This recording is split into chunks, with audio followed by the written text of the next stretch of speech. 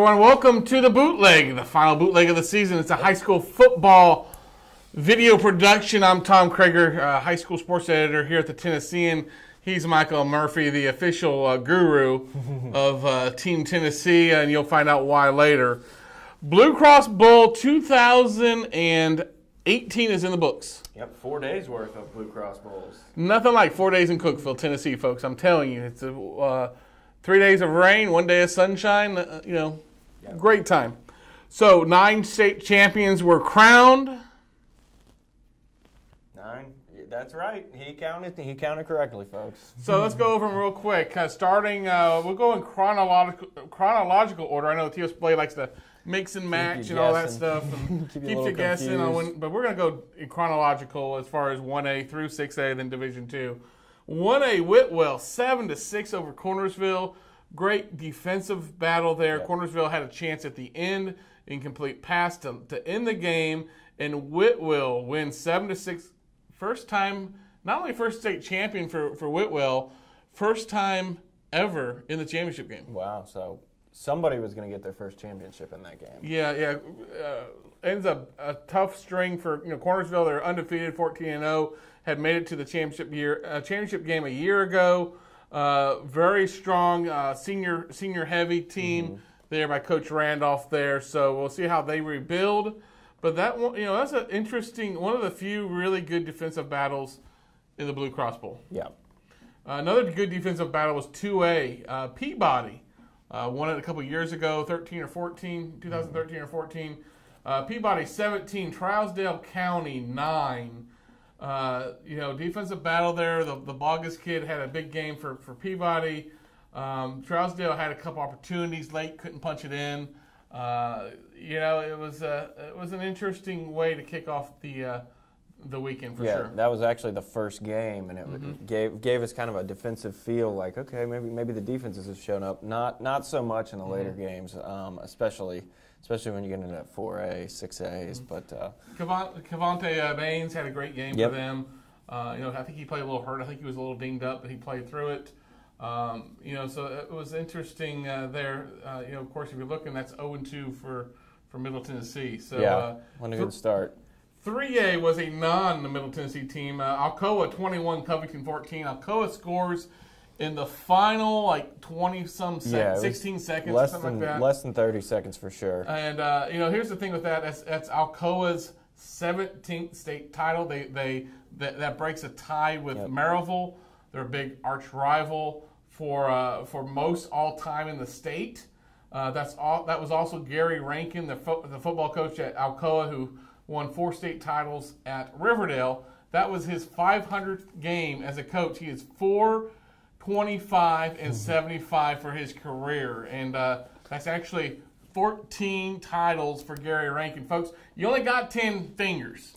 So he's got ring for every finger and then some extras. Wow. And I know his son, I believe his son was on that team, and I don't think he has any intent to slow down for the next few years. No, and you talked to him at that media day. You were saying he really likes those years when Maryville doesn't get to the BlueCross Bowl, and he does, so he can put a little distance in there or edge out in front. He was a big Kevin Creasy fan going into the BlueCross Bowl for Oakland beating Maryville in the semifinal game. There's a interesting, that is an interesting rivalry to say the least.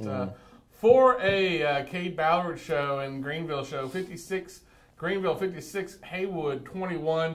Haywood showed a little speed there early, returning the opening kickoff. Score's a little misleading. I think it was 21-21 at halftime, if I'm not mistaken. And then just rolled. Yeah, so Haywood fared a little bit better than Maplewood did in the semifinals, but once Greenville got rolling, it's over. It was lights out. Yep. All right, the 5A game, which was on the actual order of the games played, that was the last game of the event. That was Sunday afternoon. Thanks to some lightning on Saturday night. A lot of rain, too. A lot of rain, but mainly delayed because of lightning. But Knoxville Central picks up their first state championship in their 3rd state championship game. That's a 14-9 winner over Henry County. Bryson Rosser, who was called Brian twice this week by the TSBA. Once at on the PA? Once at the at the state championship media day, they had his name tag said Brian, and then when they announced him as the state championship coach, he got Brian too. So Bryson Rosser, big win for him. Everyone knows his name now. Congrats to that. Henry County had 2 drives late inside the red zone, I believe, where they could have scored, and a couple big defensive stops for Central to win that game.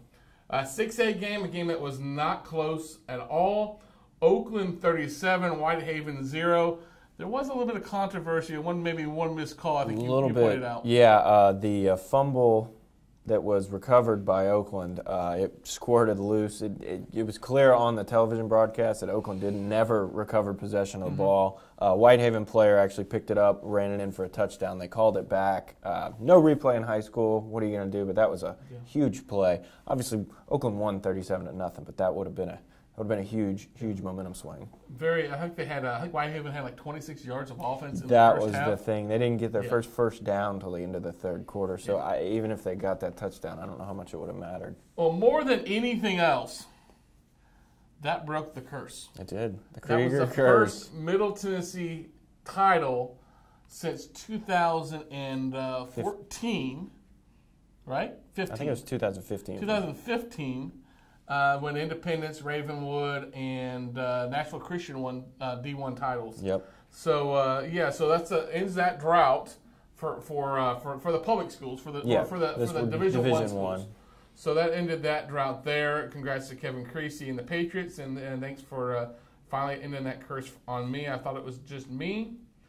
And then the Division II champions. Of course, it was 5 out of the 6 teams were from Nashville, so we knew we knew there were going to be some state champions from Nashville on that. Yeah. Davidson Academy, 39-27. To me, the biggest thing out of that made history. Lauren Brooks became the first female to kick an extra point. To score a point. To score a point in a BlueCross Bowl or in a Tennessee high school football championship. It was a big deal. They announced it over the PA when it happened. It was a pretty good game at that point. Yeah, it was. I think missed her first one. I think a little bit of nerves. A high snap, too. Yep. But she added 2 more extra points there, so scored 3 points in the game there. So congratulations to Lauren Brooks on that one. CPA, 41-21. The CPA got rolling, threw the ball pretty well. I think Noah Henderson had one great down the sideline. I don't think he scored a touchdown, but that was probably the play. Kane Patterson came to play, had a really pretty run down the sidelines where a guy was cutting over, where he kind of stopped and changed direction and went in for the touchdown. Great play there. Big win for CPA, completes a 15-0 season. 14. Excuse me, 14-0 season. And Davidson, of course, was undefeated as well. Brentwood Academy wrapped up the championship. This is what Brentwood Academy does. It really does. I mean, at the end of the day, it looks like what it always looks like, but this team was a lot different. I was actually surprised just how quickly they jumped on MUS with a sack, fumbled, put it in for a score, and then, I mean, they scored 3 times in the second quarter within, I think, 3 minutes, and 28-6 at halftime. That's the way it finished. Huge win for Brentwood Academy. Those seniors will finish their career with not knowing what it's like to not hold up a gold ball. Yeah, 12-0 in the playoffs all time. I mean, they were pretty excited. They were having a tough time putting it into words, but that's quite a run. That's an Alcoa Maryville-esque run. Yeah, they've got 14 state titles, third best in the state behind Alcoa and Maryville. So congrats to the Eagles. Put you on the spot, Michael. We didn't discuss this, but what are some of the things you'll take out from the BlueCross Bowl? I think Class 3A, Alcoa and Covington. I think that was the biggest surprise to me, how close that game was. I mean, we all, in the Super 25, were voting Alcoa 1 or 2 throughout the whole season. So to see Covington, a team that had won kind of ugly in the postseason, some of those games, and them giving the Tornadoes that kind of run, that was very surprising to me.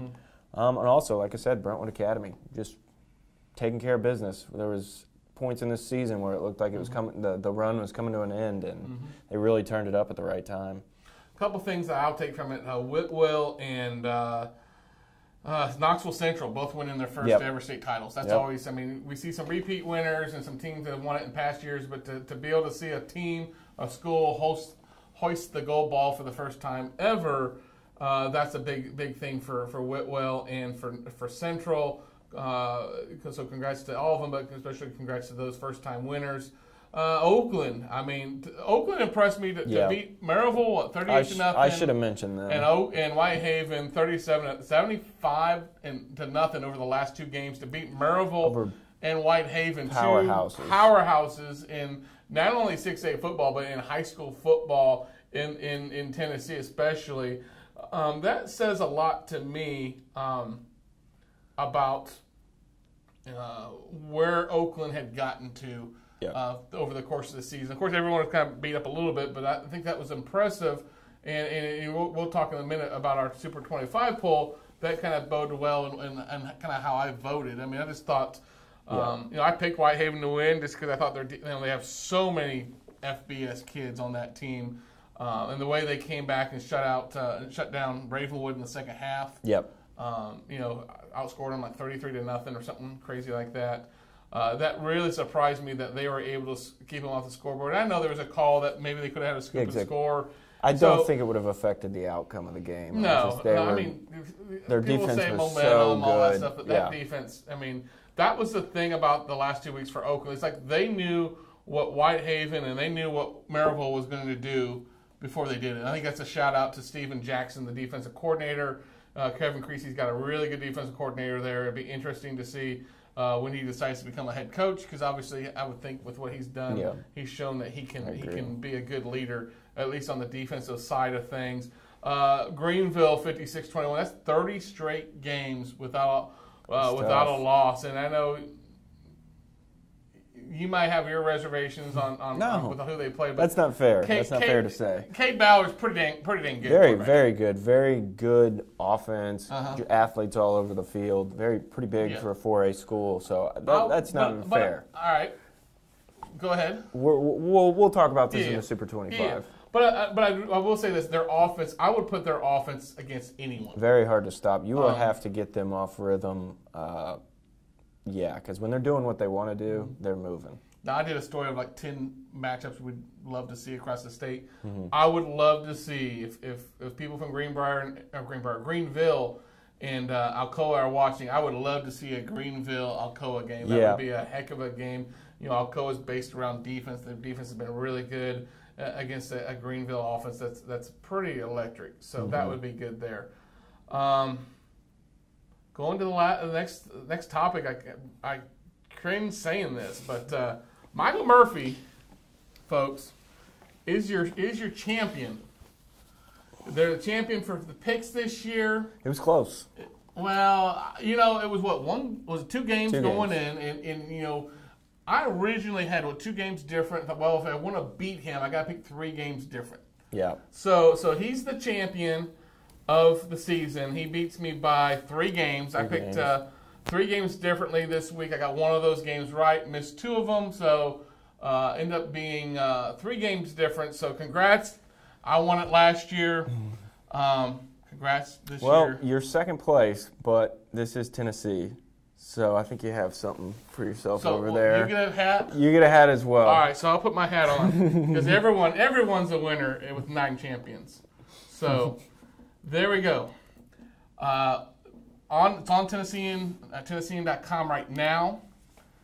The Super 25 poll. And this is something I started beginning of the season. Really wanted to do something a little bit different that no one has done. Nagging us every week. Get us nagging them every week. Votes. Send me your votes. Right. And I would say, sometimes I would respond to some of the people on the network and say, did you not think of this team? Send me your votes again. Or hey, you have this team voted twice, so send them. Because it's tough. It was a tough week, and I think I did it because I wanted to know everyone in the state a lot better. I think that kind of gets you a chance to know everyone in the state. But everyone did a great job voting this year. Appreciate the Team Tennessee doing a great job voting this year. Of course, everyone has their opinions.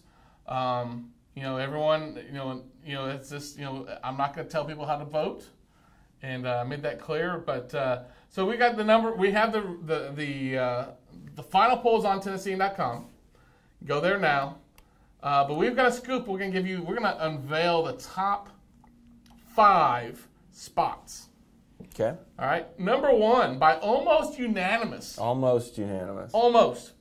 Oakland finishes 14-1. They missed being unanimous, I believe, by 1 vote. They were number 1 in our poll. Congrats to Kevin Creasy and the Patriots there. They finished number 1 in the inaugural Tennessee Super 25 poll. Edge out, number 2, Alcoa finishes 15-0 in 3A. And, there was a few weeks when everyone had them. Not just one. a few. I would say all but one, maybe.